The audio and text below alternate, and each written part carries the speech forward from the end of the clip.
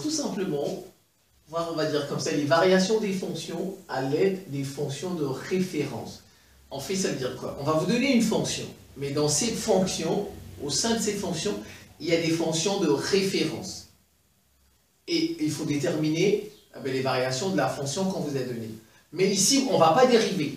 Lorsque vous avez une fonction, et au sein de cette fonction, vous avez des fonctions de référence, ce n'est pas la peine de dériver. Utilisez, on va dire comme ça, votre leçon sur les fonctions de référence pour donner des variations. Voilà, c'est l'objet un peu de cette vidéo. J'ai mis quelques fonctions, on va essayer de faire ça. Voilà, vous allez voir qu'on peut donner les variations d'une fonction au sein de laquelle il y a les fonctions de référence. Voilà, donc c'est parti, je vous place de l'autre côté. Vous avez cette fonction f de x est égal à x plus racine de x. Regardez, en fait ça c'est une somme de fonctions. Une somme de deux fonctions de référence. Ça c'est une fonction de référence, ça c'est une fonction de référence. Ça c'est la fonction u, fonction b, somme de deux fonctions. Ça, c'est une fonction linéaire. Y égale ax. Ici, a c'est 1. Donc y égale x. Donc a c'est 1. Vous êtes d'accord? Ça, la fonction u c'est ça. Et ça c'est la fonction racine carrée. C'est aussi une fonction de référence. Vous voyez, donc on peut... donc je vais commencer par celle-ci. Ça c'est une fonction linéaire. Son coefficient directeur c'est 1. Et quand une fonction, son coefficient directeur est positif, elle est comment? Elle est croissante, n'est-ce pas? Donc, je vais appeler ça u égale x. Je mets u, puisque j'ai dit c'est une somme, la somme de u et de v. Alors, vous voyez, ça c'est une fonction linéaire. U est croissante sur cet intervalle. Et vous écrivez sur cet intervalle. Voilà, comme je n'ai pas de place. Maintenant, je vais prendre ça. V, c'est racine de x. Vous connaissez très bien votre leçon sur racine. La fonction racine de x est croissante sur l'intervalle 0 à plus l'infini. V est croissante sur 0 à plus l'infini. Alors, j'ai u qui est croissante. Cette fonction est croissante. Celle-là, elle est croissante. Alors, leur somme. Donc, f sera croissante tout simplement. Par somme, f est croissante sur 0 à plus l'infini. Et bien voilà, ça, vous voyez, j'ai donné les variations de f à l'aide des variations des fonctions de référence. Je n'ai pas dérivé. Je n'ai pas dérivé f. Alors, je vais passer ici. On m'a donné 1 sur x moins 4. Et voilà son domaine. En fait, c'est de la forme 1 sur u. C'est une fonction inverse. On peut dire ça, c'est une fonction inverse. Je vais faire son domaine avec ses variations dans chacun des domaines. Si je dérive, je n'ai pas besoin de dériver cette fonction. Qu'est-ce que je remarque? En fait, je vais décomposer. Ça, c'est une fonction inverse. Mais ça, x moins 4, ça, c'est une fonction affine. Vous voyez, en fait, cette fonction, elle est composée, la fonction f, elle est composée d'une fonction inverse et d'une fonction affine. Le dénominateur est une fonction affine. Alors, il suffit de connaître les variations de la fonction affine et je fais son inverse. C'est tout. Regardez, ça c'est x moins 4. Le coefficient, il est comment? Positif. Ici, plus 1, le coefficient. A, c'est 1. Le coefficient directeur. Quand le coefficient directeur est positif, la fonction affine, elle est comment? Elle est croissante. Donc, je vais dire u qui est égal à x moins 4. U est croissante. Et croissante. Je travaille dans cet intervalle d'abord. Je travaille d'abord là. De toutes les façons, u est croissante sur R. La fonction u là, regardez. Elle est croissante ici, elle est croissante ici. Dans cet intervalle, elle est croissante. Dans cet intervalle, elle est croissante. C'est une fonction affine, c'est tout. C'est une fonction affine. Une fonction affine, on regarde seulement son coefficient directeur pour savoir si la droite va monter ou bien la droite va descendre. C'est tout. Donc, comme le coefficient directeur est positif, Que l'on soit ici, que l'on soit là, U est croissante. Est croissante. Alors, regardez. Regardez maintenant. Elle est croissante. Si je l'inverse, si vous êtes croissant, ensuite on l'inverse, ben ça devient tout simplement décroissant. Voilà, ça devient tout simplement décroissant. C'est tout. Donc, f de x qui est égal à 1 sur x moins 4, une fonction croissante, si vous l'inversez, parce que regardez, on a ça, il est croissant. Si je l'inverse, j'obtiens une fonction, tout simplement, eh bien, décroissante. Donc, f de x est égal à 1 sur est strictement décroissante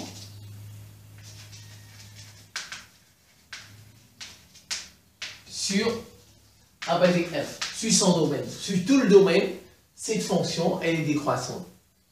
Je n'ai pas eu besoin de dériver. J'ai utilisé tout simplement les propriétés, on va dire comme ça, des fonctions de référence. Je vais passer à celle-ci. Regardez, ça c'est la fonction, c'est R, la fonction carré. Ça c'est la fonction carré, ça c'est la fonction carré. On lui a ajouté 4, on lui a enlevé 4. Ici on lui a ajouté, c'est la fonction carré. Vous voyez une fonction carré.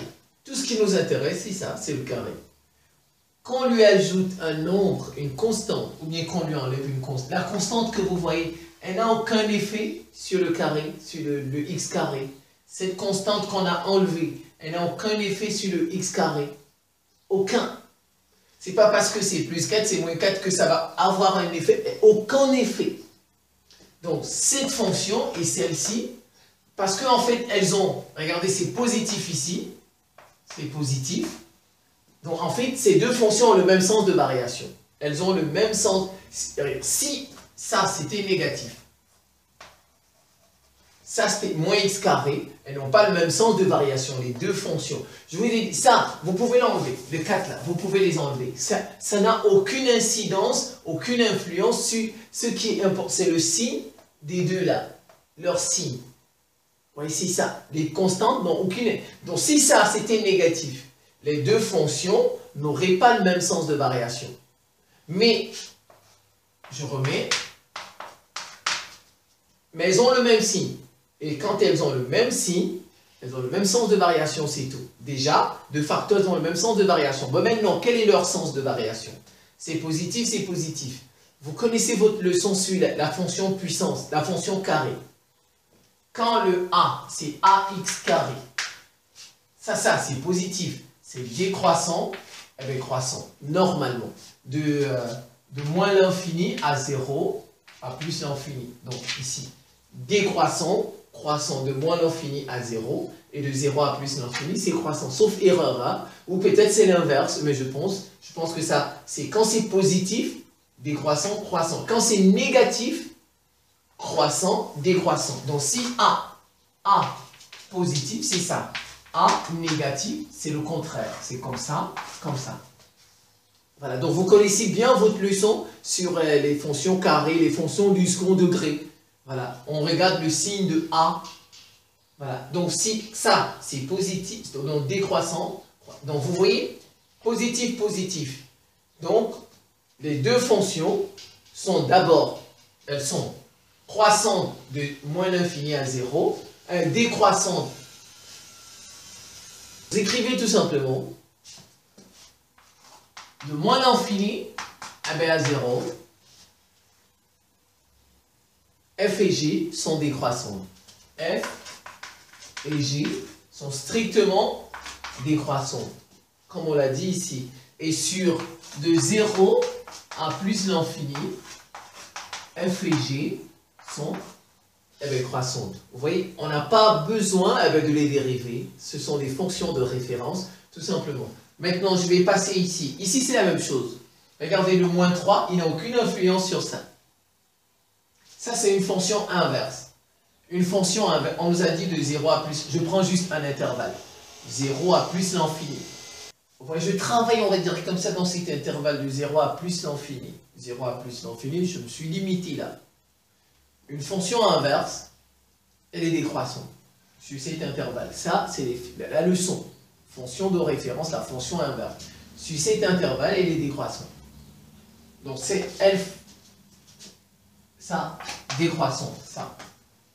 Mais c'est pas parce que je lui ai ajouté, je lui ai retranché 3 que ça aura un effet sur ça. Non. Non, du tout. Voilà. Donc le moins 3, le fait de retrancher 3 à la fonction inverse, ne fera pas que ce sera positif. Non. Non, ça va changer. Non, du tout. Si c'était un produit, une multiplication, d'accord, une multiplication, ça change un peu. Ça dépend maintenant du signe de celui avec lequel on fait la multiplication. Si le signe est positif, la fonction sera peut-être croissante. Si le signe est négatif, mais ici c'est une soustraction. On a enlevé 3. Quand on enlève ou bien on ajoute, ici, ajouter ou enlever n'a pas d'effet sur la fonction. N'a pas d'effet. C'est sauf la multiplication qui a un effet. Voilà. Si on ajoute une constante, je précise bien, on ajoute une constante. Je n'ai pas dit on ajoute un x. Si on ajoute un x, ça change tout. Ça change tout. Si on ajoute une constante ici, comme ici, ou si on retranche, ça n'a pas d'effet sur les variations de la fonction. Sauf s'il s'agit d'un produit. Si on fait fois, voilà, ça peut changer. Voilà. Donc ça, cette fonction aussi, elle est décroissante. Tout simplement, elle est décroissante. Maintenant, je vous ai mis f et g. F et g. Si f c'est racine de x. La fonction racine, elle est comment? Comme on a dit tout à l'heure ici, elle est croissante. Donc f, elle est croissante. Sur 0,1 plus l'infini. Mais regardez, en fait, g c'est qui? C'est moins 2 fois f. Vous voyez, g que vous voyez là, c'est moins 2 f de x. Vous êtes d'accord?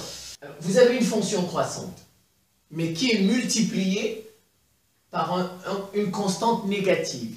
Regardez, c'est pas comme ici. Ici, c'est une soustraction. Ça n'a pas d'incidence sur ça. Ça n'a pas d'incidence. Mais un produit par une constante, ça a une incidence. Alors donc ça devient g est tout simplement décroissante. Vous voyez, f est croissante, g sera décroissante. Donc quand on multiplie une fonction par une constante, par k, vous regardez le signe de la constante. Si la constante est positive, la fonction sera croissante, mais avec celle-là. Mais si la constante est négative, tout simplement, elle va faire le sens contraire. Alors ici, on a f et on a g, on nous dit f plus g. Ça déjà, c'est une fonction carrée.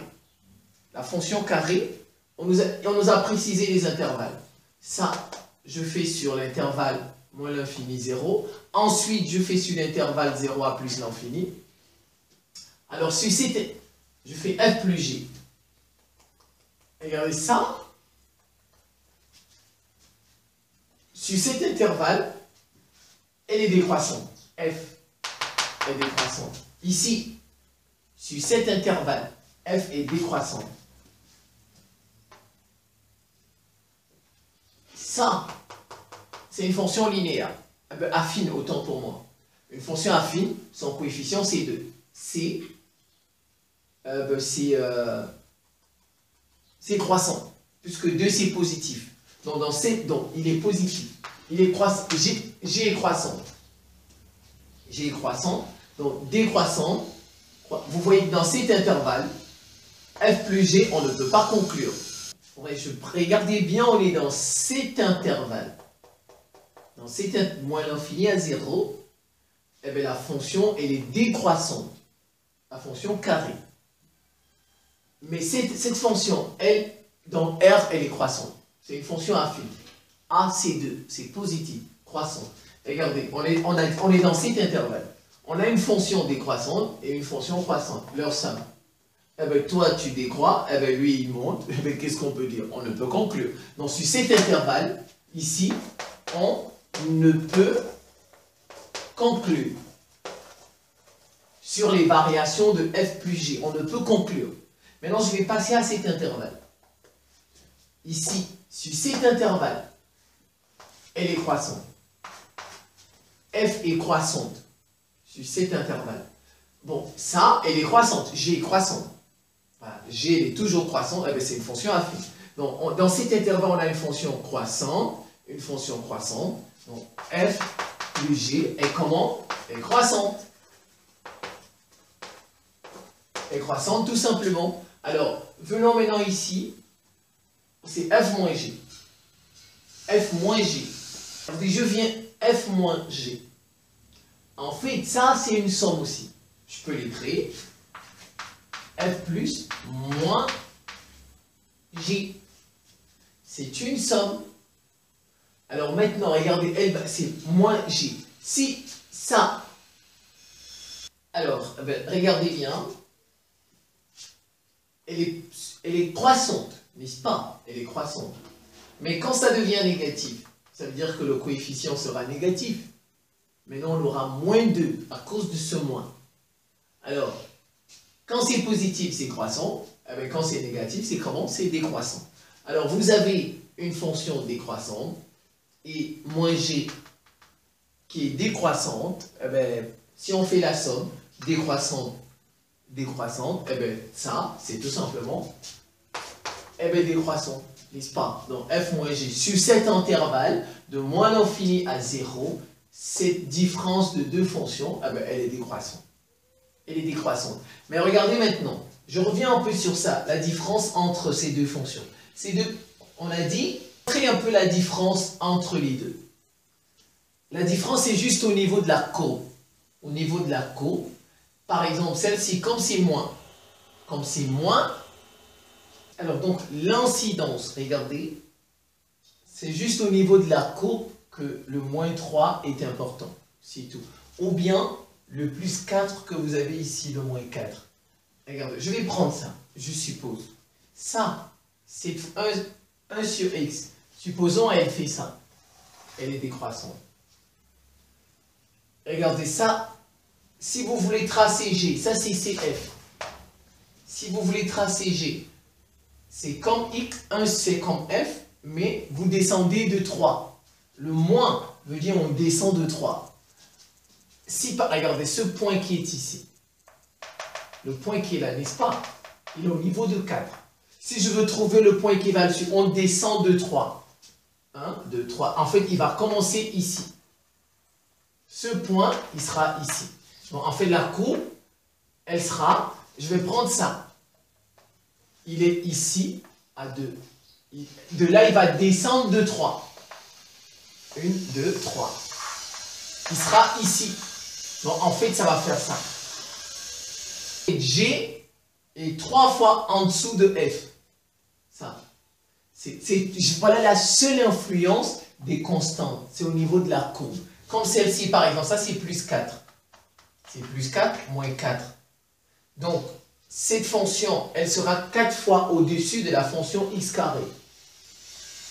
C'est ça, elle sera 4 fois en dessous de la fonction carré. Elle sera 4 fois au-dessus de la fonction carré. Comme vous voyez ici, celle-ci, elle est 3 fois en dessous de la fonction f. Regarde, f est ici, et elle est 3 fois en dessous. Si vous voyez cette distance jusqu'ici, elle est descendue de 3. Voilà, je vais passer rapidement à celle-ci et on va terminer celle-là. Regardez, ça c'est la fonction racine de x. Elle est croissante. Même si c'est moins 1, elle est toujours croissante. Celle-ci, même si c'est plus 2, elle est toujours croissante. Et même si c'est moins 2, elle est toujours croissante. Les constantes n'ont pas d'effet, juste au niveau de la courbe. C'est par exemple racine de x. Si sa courbe est ici, supposons c'est ça, comme ça, croissante, supposons, celle-ci sera en deçà d'un rang, comme ceci. Celle-ci. Celle-ci, ça c'est H3. Ça c'est H. Celle-ci sera au-dessus de 2 rangs. Par exemple, de 2 rangs. Donc l'intervalle ici, c'est de 2. La différence entre les deux, c'est de 1. Et bien là, de plus 2, et bien de moins 2. Celle-ci va descendre encore comme ceci. Vous voyez, c'est juste au niveau de la courbe. Cette fonction sera là. Avec moins 1, elle sera en dessous d'un rang. Ici. Et celle-ci sera au-dessus de 2. Bon, l'écart sera de 2, ici l'écart sera 2, et là l'écart sera ainsi de suite. Je ne sais pas si vous comprenez. Voilà, maintenant ça, c'est comme tout à l'heure ici. Ça, c'est une fonction croissante. Ça fait x plus moins 1 sur x. Voilà. Ça, c'est la fonction inverse. 1 sur x, la fonction inverse est décroissante. Ensuite, moins 1 sur x, elle est comment? Négative, décroissante. Donc, moins 1 sur x est croissante. Regardez, la fonction inverse est décroissante. L'opposé sera croissante, n'est-ce pas? Et si on fait la somme, une croissante et une croissante, ça donne h est croissante sur 0 à plus l'infini. Je vous remercie pour votre attention et à très bientôt.